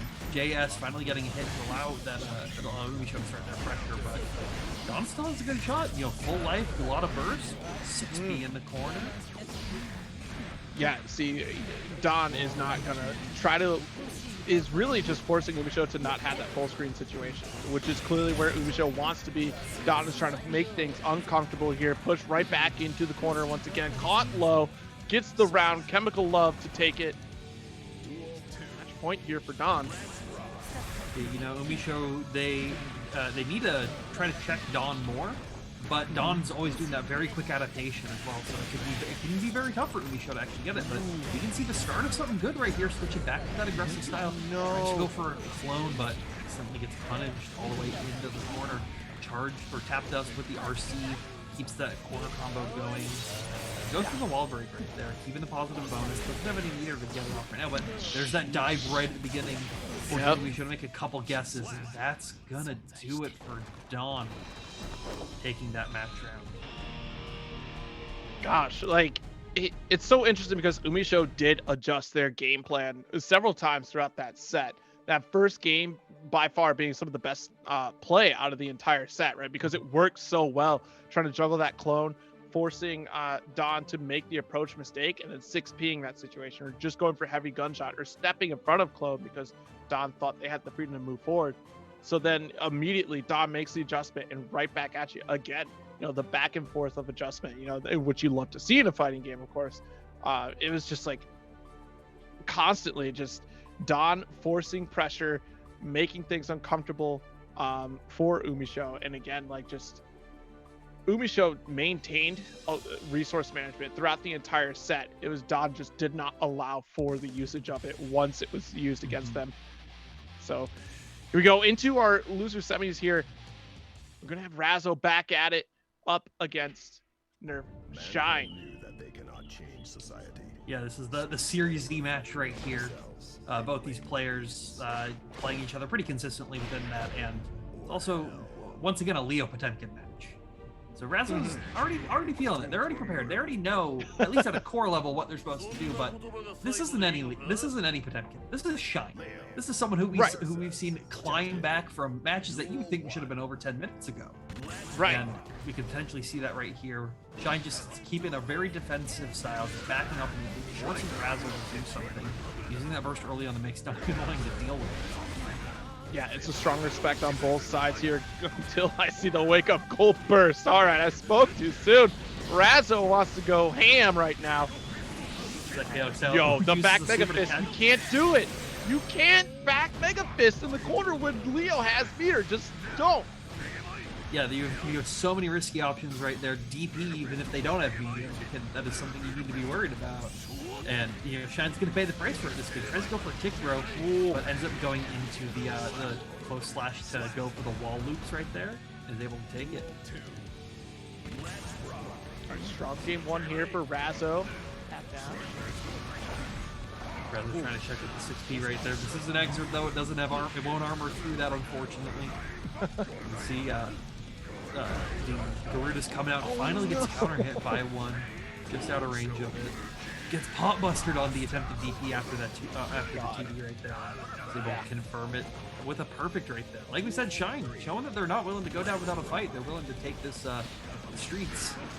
Oh yeah, absolutely. Both Series E competitors have gone toe-to-toe multiple times before, you know, constantly leveling up throughout this series, and my god, the Mega Fist damage. Yeah, immediate burst right there from Razzo, trying to get another shot at life. The Hammerfall coming through. Mega Fist to close things out. First game going to Shine in what was a strong start for Razzo. Mm-hmm. Yeah, you can see Shine you doing that very quick adaptation. You know, these two players have played each other a lot. Shine's also, you know, I mean, they've played each other a lot. They both play other people who play these characters. This is a very firm understanding of everything that you need to be doing in this. And Shine has just been on a roll today when it comes to winning these matches that they're, you would think that they would be struggling with, especially versus a player like Razzo, where Razzo can just open people up where others can't. But Razzo might not be opening them up in the same way anymore, switching to the Ramlethal in this matchup. Yep, the pocket Ramlethal out here to, you know, take care of very specific matchups. Razzo bringing it out for Potemkin. Not the first time we've seen Razzo play Ramlethal against a Potemkin here. So likes to challenge with the, you know, the far-reaching normals here. Great sword throw. We saw Shine try to flick it right back at you, which is a viable option right there. It would force the sword to be lost behind Shine as well, and Razzo be out an option for a little bit. Yeah, just the delay on that pickup, you know, really hurts a lot of Ram's mid-screen options, but now that she's in the corner, we're in sword loop time. Oh, gets the counter hit right there. This is big damage potentially coming through. Just goes for the reset, trying to keep everything quick and clean. Gets the tap dust with the RC. And use that 6H, but not out just yet. Yeah, Tracy sneaking in that mortal counter right there. Razzo maintaining that life lead. Okay, nice jump back. Back dash from Shine here. The nooch is going to get caught in the air.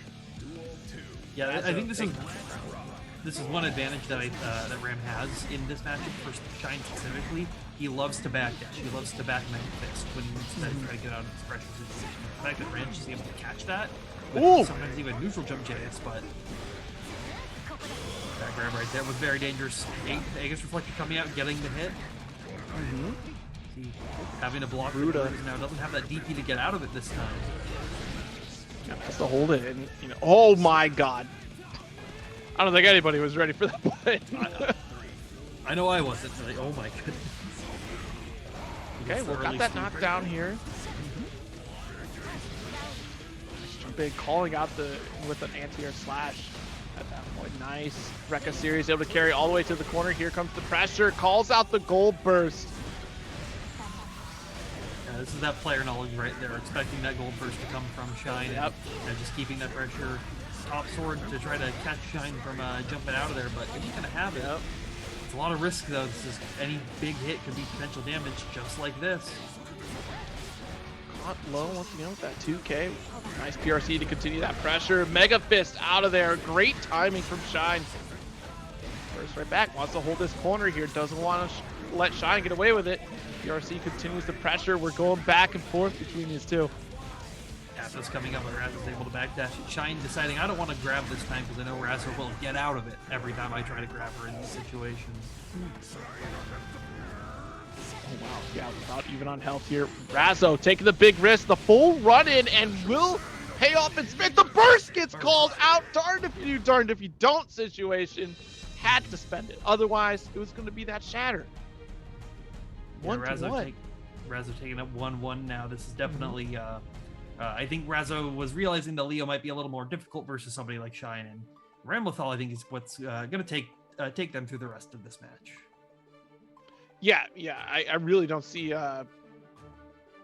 Razzo going back to Leo for this matchup here. The damage for sure output alone. I mean, both characters, both Leo and Ramethal, do great damage. But like we saw in those corner situations, being able to jail out Potemkin and build up risk to build a mortal counter is just absolutely substantial in trying to start out with. I mean, we've seen it time and time again. We're already rebuilding the meter for that 50% tension just to get the, our overdrive situation there for hard knockout if we so choose, or we just go for slump reset. Yeah, it's definitely very strong versus a character like Potemkin, the weaker defensive options. You can see Razzo just constantly trying to pressure out those backdashes in any kind of air moment, but Shine finally getting a grab out there and able to use it to deal a good amount of damage, keeping that Oki going forward, but BRC forward to check any potential that Shine has. You see him just keep pressuring forward over and over. See if Shine has something they can do out of it. Tries to jump out of it. No check from Razzo. Jailed out once again. The back mega fist. And that's a pretty solid call out right there. The range was a little bit too far for Razzo to really kind of continue that block pressure right there. And Shine finding the opportunity to get a pop buster. Whoa! Oh my goodness! The gold burst after the failed pop buster. Now we see Shine just keeping that grid pressure up. Tap dust RC once again. They've been getting away with that again and again, especially these perfect rounds with that always end in that, it seems. Yeah, and that was a quick game right there too for Shine. 2-1, trying to maintain the lead here. My goodness, yeah, you're right. Like, Shine has definitely been getting away with some of these tap dusts and able to convert those pretty well. It's one of those quick things that you kind of just forget about, right? Like, it's on the list of things to remember. Like, don't forget, there's a quick overhead here.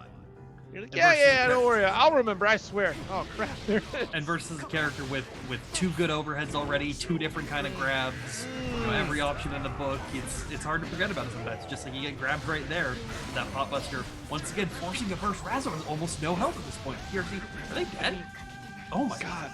Razzo did, honestly, Razzo kind of ran into that one. Like, that was the aggression from Razzo. Like, okay, wait a minute, I know you're upset, but let's take a moment, take a step back to assess the situation here. You're running into this giant monstrosity that is Potemkin that breaks backs for a living.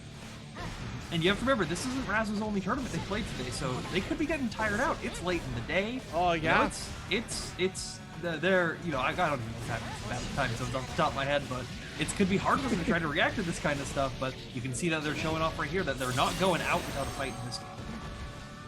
Razzo, the Florida native out there, getting pretty close to that 2 o'clock hour for Razzo here, so still putting in the work. Nice. Call out more to Bato to take it too. We're still in this. Shine's still at match point though. He just needs a couple good hits and a couple good grabs to take this.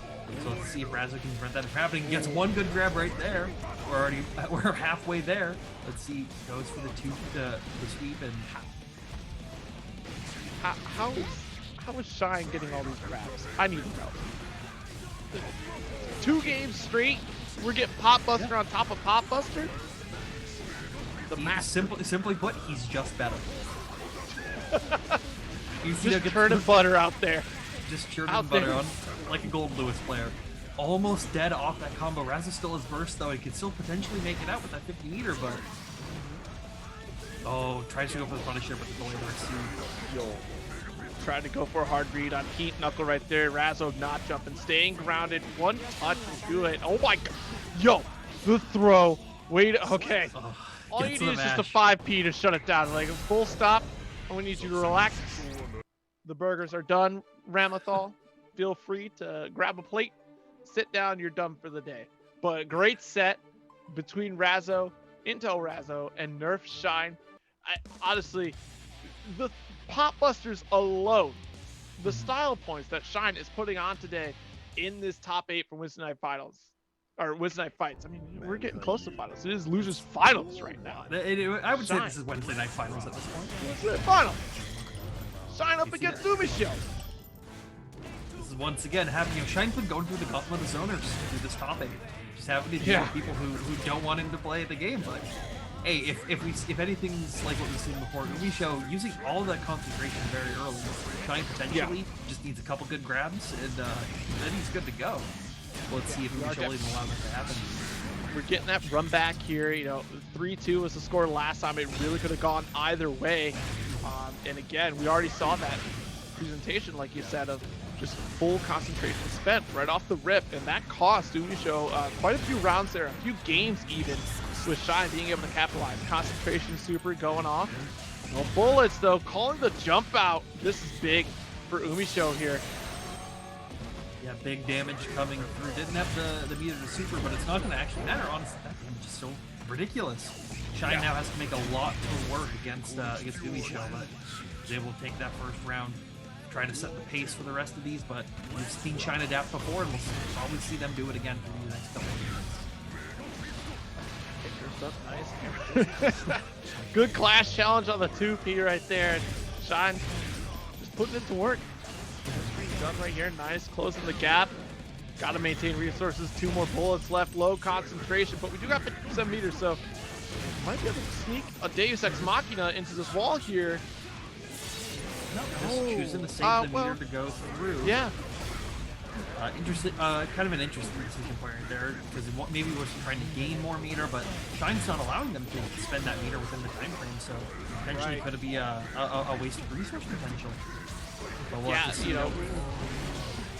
I mean, we did have almost full magazine on gun anyway, so maybe just thinking like, all right, well, I don't need to spend the bullets. I want to make sure I have the resources just in case. And my goodness, Shine making a comeback here. Pushed away, gunshot, full screen situation. Deus Ex Machina. Using that last gunshot to guarantee that last 50 meter to get the Deus Ex Machina to take the round was such a smart read from Umisho. No, that's that resource awareness that they have that we've seen time and time again in these games. Yes. We've been asking for that resource awareness, especially in this match, right? Like just between against Shine, it's like, please, let's see that resource management that we know you have. You see, Umisho just had to save those brain cells for when it really mattered, right? Before they can get the losers finals, then they can go and they can fight D.O.N. They can get that run back from winners finals. Ah, yes. Nice jump in there, a couple gunshots for you out. Staggered up, cursed up, nice jump in. That pressure just continuing. Reload concentration at the wall, Deus Ex Machina to guarantee damage. Gets the meter, gets the reload, gets you everything you need, and the whole complete package out here. And able to push to the corner once again, almost got another stagger. No, too far for the dust. Jump in, no concentration here. Bad look if you're Umisho, bursting. Wants to maintain the offense. PRC, we're chasing you down. Nice challenge into Heat Knuckle here. Umisho fight for their lives, fight for trying to take this round here, and does succeed, but barely though. Yeah, Shine was like, I've grabbed him before, I'll grab him again, but Umisho was ready this time, was able to jump out of it. And you see now, I think Shine, I have a feeling Shine's going to try to go for just to prove a point. Just, hey, I was supposed to get a grab here. You read the script, right? You know how this is supposed to go down. Just going with those mix, trying to threaten the larger damage. Garuda coming out. Another Garuda goes back to that sweep. Just over and over. Good trade on Umisho to bring him back mid-screen so that they give themselves a chance for the rest of these fights. Yeah, just want to lose the ground and already push back into it. Way too plus for a pot buster. Good attempt though. Concentrate here. Cursed up. This is exactly where Umisho wants to be. Shine only has burst, and trying to do it from that far is going to be difficult, but Shine will Megafist their way if they need to. But they've only got a couple life points. JS was able to take it. Bringing it up now 2-0 for Umisho. Yep, but it started like this in the last game, right? Or no, actually went back and forth for a while, so... We've seen Shine do comebacks before, ultimately. And the bottom line is, Shine is definitely able to turn this around here. But Umisho is definitely playing very differently than they did in that initial set, but against Shine here. Definitely paying attention more to resources, and also a little bit more willing to spend resources on a full screen situation too. Umisho almost going empty on full clip just to make sure we get that damage. Yeah, and we seeing like the decisions to spend 3 bullets towards the beginning of the round to keep Shine on the other side of the screen, versus previously you've seen them either just hoard everything or use it all right at the get-go. So choosing that nice middle ground has really taken them, I think, to that next level that they needed for this matchup. And the Deus Ex Machina on the wall break gets the reload, not a lot of concentration. Whoa! And Shine was concentrating on getting a grab right there. Like, look, as a Soul player, I gotta respect the PRC and the wild play. Just understandable. Another PRC caught the backdash. See, we've established that information. I'm willing to PRC into Pop Buster. Now you have to think about backdashing. That's an added layer of conditioning. Absolutely, yeah. And we saw that conditioning right there as well. Just every air button leading into a counter hit, trying to trade, but Shine wasn't allowing. Just like we were saying before, Shine's ready to take this all the way through, but Umisho only needs to win 2 games to really take it for this. Well, Shine's still got a long ways to go on this track. Flashed up, nice. Oh, great jump out here from Umisho. Umisho's trying to get used to the rhythm again. Dash back, cursed up once again. Full resources here. Great situation for Umisho. Able to get the juggle into the corner. Let's go for Deus Ex Machina. Guarantees the damage, keeps them full screen, will allow you to get all the pressure that you really choose to be aggressive this time, actually. Decided to change up the pace as previously keep Shine on their toes. Oh, wow. Oh, goodness. This should do it. Absolutely. Plenty of bullets available. You had another 50% tension, so even if you just had one more bullet left, forget it. Let me just go Deus Ex real quick.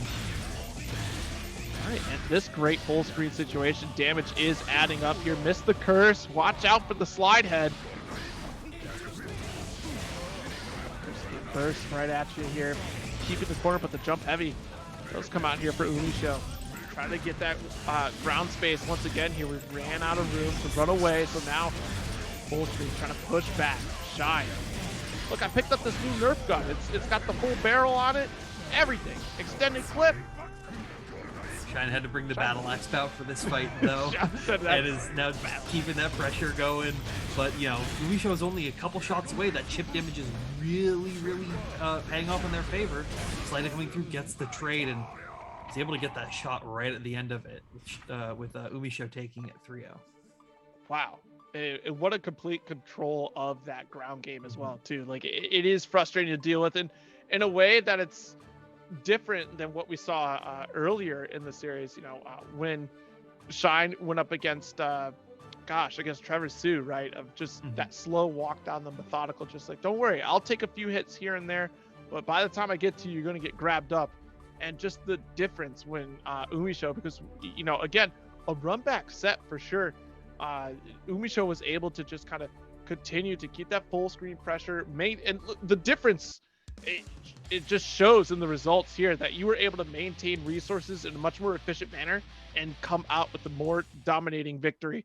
But here we go, grand finals, last shot to check out that match, Reno. Use those codes because it's Umisho and Razor D.O.N in grand finals tonight for Weds Night Fights. You can see this is the same thing we've been seeing. D.O.N gets in, getting that mix, using the Psycho Crusher to get through, but Umisho this time I think is feeling themselves. They've gone through the bracket of losers. They beat Shine very cleanly when it wasn't like that before, so potentially we could see something, but D.O.N isn't going to allow them to have it either, just keeping that mix going further and further. Glove watch below. D.O.N's APM is absurd. If you're not looking at picking up a Razor Death Adder right now, I don't know what you're doing. Better yet, pick up the Razor Pantera Evo arcade stick. Just do yourself a favor. Clearly, precision products. Absolutely, it's those Razor key switches allowed him to do that high APM right there. You can see it just continuously going over and over and over, getting that clone slash to shoot D.O.N in the full screen, but D.O.N still is really in control of this entire match, no matter what you're really seeing from it. Oh no. Tries to go for the gold burst, but unsuccessful. Chemical up catching right at the tip. Yeah, might not need it there. Jump in, throw to close it out. I mean, what do you do? It's terrifying to be put back into a corner against Edo. And at the speed at which that D.O.N is able to mix you in this corner situation, it is so tough to just be able to make a quick decision like, okay, how am I going to challenge this? 5p might be an option, 6p even, but I need something quick, because what if it's the fast fall low? Like, Umisho, and by the time you've made those decisions in your head, they might already be hitting you into the next mix. So you really have to be careful. You have to know everything going into it of what how your opponent wants to be in. As we've seen from D.O.N, they will, unless they see that you're not going to block in a certain direction, they're just going to keep going over and over and over again and keep mixing you up so to keep you on the mix. Yeah, absolutely. Through, burst out, try to keep you at bay, full concentration on the gunshots here. Take aim, the steady aim, but move so quick. Good lord, batter up. D.O.N dominating this next game here. BRC, you want to run at me? Hold on, let me slow down time and go faster. Yeah, Umisho using the YRC, trying to create something, gets a counter hit, forcing the burst out of D.O.N, but it's not gonna. Oh, the dive didn't hit there, but it doesn't matter. One reset afterwards gonna allow him to take that round. Either D.O.N on another level tonight. Umisho finally getting a significant combo here. A little bit high up, not able to get the shatter. Has to clone out there in the stroke, interrupting Umisho, and now it's D.O.N's turn to put on the hurt. BRC, I wasn't doing anything. I don't know what you're talking about. Psych, here comes the overhead here, full shatter. Yeah, sometimes just using that BRC to slow down time, read the situation, to react appropriately is what you need, but D.O.N showing they're not going to let them do that. Just going to keep trying to get that pressure going over and over, but Umisho, finally able to take a round right there. Showing that it's like, okay, Happy Chaos is doing what Happy Chaos is supposed to do in this matchup. And it's going to force D.O.N to adapt. Okay, nice 6p off the clone, side swap even. First up again, yikes! Jumping out from D.O.N. Alright, gonna get thrown. That's the jump over the clone. Now you're stuck in the persona blocks right there. And, that gun pressure just in the corner is doing wonders for Umisho after that. These minor adjustments still allow them to take that round, bringing it to 1-1. Yeah, way to not get swayed right there. I mean, because it was definitely overwhelming in that first game for sure, and still was in this one. But Umisho finally, catching their footing in the set. Going into game 3.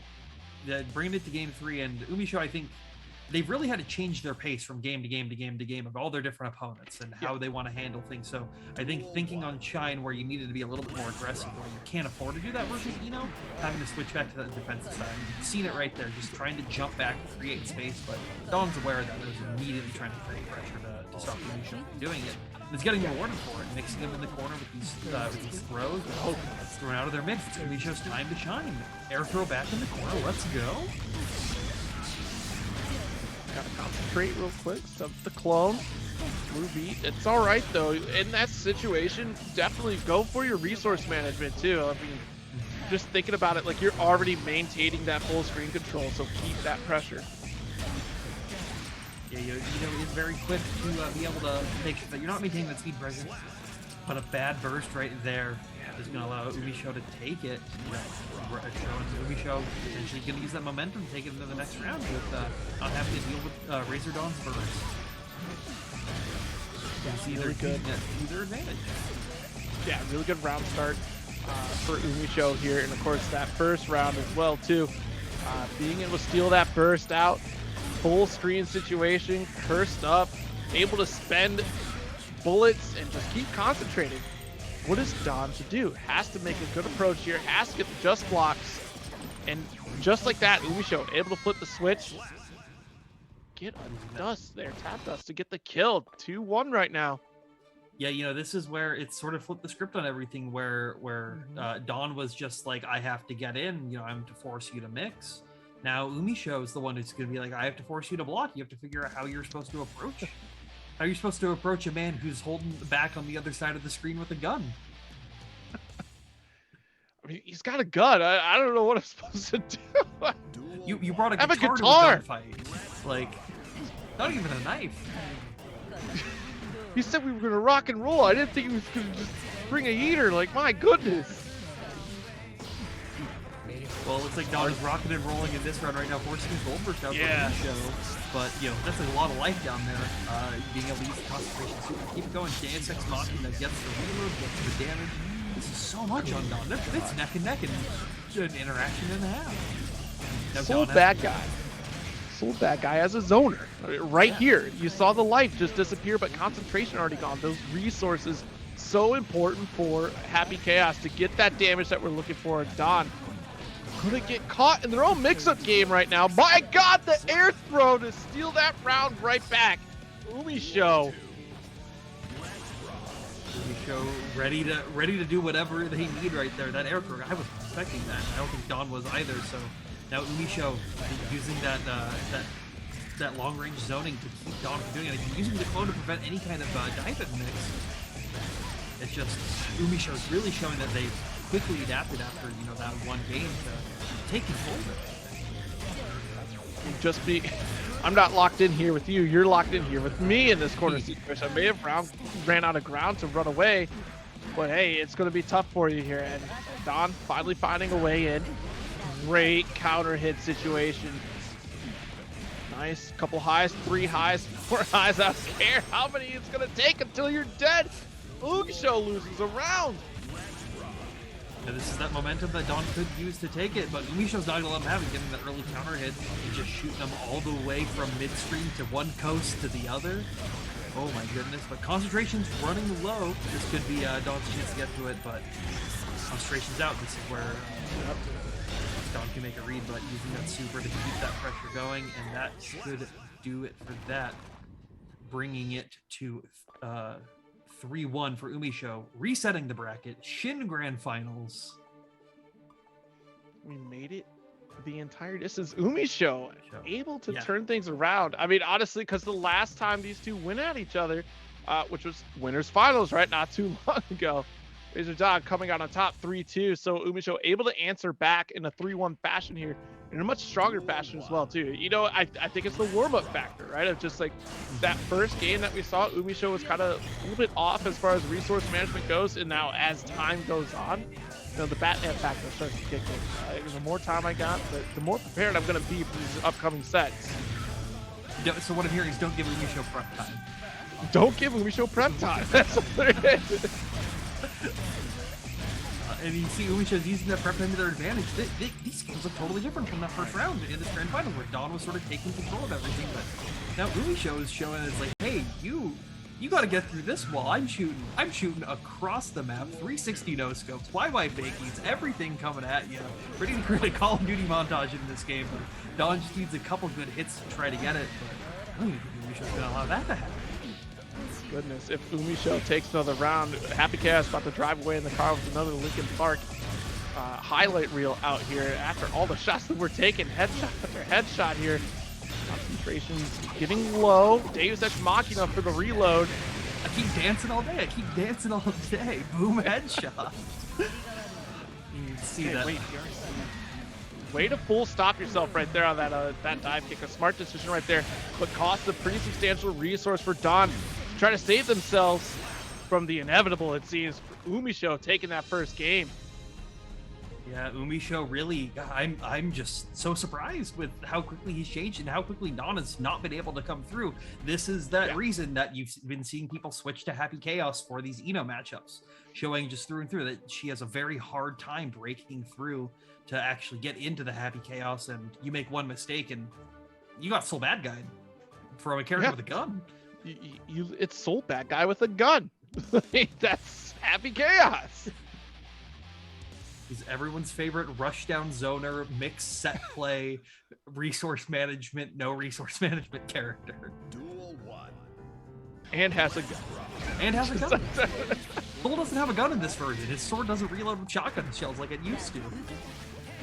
I mean, Gosh, that's still a cool intro. It's a lighter, but also an ashtray gun? Yeah. What? Crazy! Guilty It's Gear crazy, lore! Just like D.O.N is crazy in this round right here, being able to just like show it just like it was before, where this is an asserted dominance coming through and taking it with an almost near perfect, only a minor like clip right at the beginning. Yeah. Okay, strong answer for D.O.N here. Already right back in that situation, caught high, 50% health already gone, going for Shatter. D.O.N's trying to make quick work here. Umisho does still have one thing to their advantage, which is full resources in this, but it might not even matter with how much D.O.N's pressuring them. RC out to avoid the gunshot, but Umisho was able to find a shot. Now it's D.O.N's turn to try to get in to finish this into their favor. Shot opened up. See, these delayed shots are really starting to add up, right? Like D.O.N's trying to find that opening, because you can sit there as long as you want to, spending your FP, but unfortunately you got to make that move in order to hit the opponent at some point. And D.O.N running out of resources, taking a big risk to make the approach, taking the opportunity because Umisho, no concentration, nice dash up high to take the game. Yeah, it was that concentration was running low at the end, and I think Umisho was just living on a prayer, trying to get D.O.N to mess up once to get it, and just once. D.O.N stayed calm, stayed steady, and was able to take it to bring it to 1-1. It's high noon, and one of us is gonna crack before the other. And it turns out it was Umisho in that round. Hey, sometimes you need a little bit more than six shots in these, and Umisho really didn't get a chance, besides that very end, to use the gun, the thing that makes Happy Chaos as scary as it is. But you can see now, once again, he's able to get that back off early, throw out the clone, and now it's Umisho's time to defend. Unless D.O.N, just like they've been showing right now, they will get a nice clean hit for some miss. Okay, clone's out there. Wow, staying right on top of the clone, that was actually a really good decision for Umisho, because anything falling that D.O.N would have done would have gotten absorbed by clone. Dive kick PRC, nice, catching the low here. There's the opportunity we're looking for if you're D.O.N. Yeah, clone's out there, dodges the 6 feet, holds the burst, keeps offense, gets the kill off Chemical Love there. Yeah, and one thing that you should also be looking at is Umisho, which I think he uses the clone very aggressively, but he takes damage. Yeah, and I think true. Is using that as essentially chip damage on moves where you normally wouldn't get it, just by being able to get those light pokes here and out. Like you can see right there, he's already at a pretty low life total just for throwing out a couple clones and taking the combo. Yeah. So I think this is where D.O.N's realizing that he has to force him to not throw those clones and let him run his game plan. He just stays at full health, and then he can throw all the clones he wants. Yeah. Concentration is running very low. Yep. 6 feet Chemical Love went through. 5P interrupt. Again, trying to get the reload. The 2S not going to cut through. That's not what we're looking for.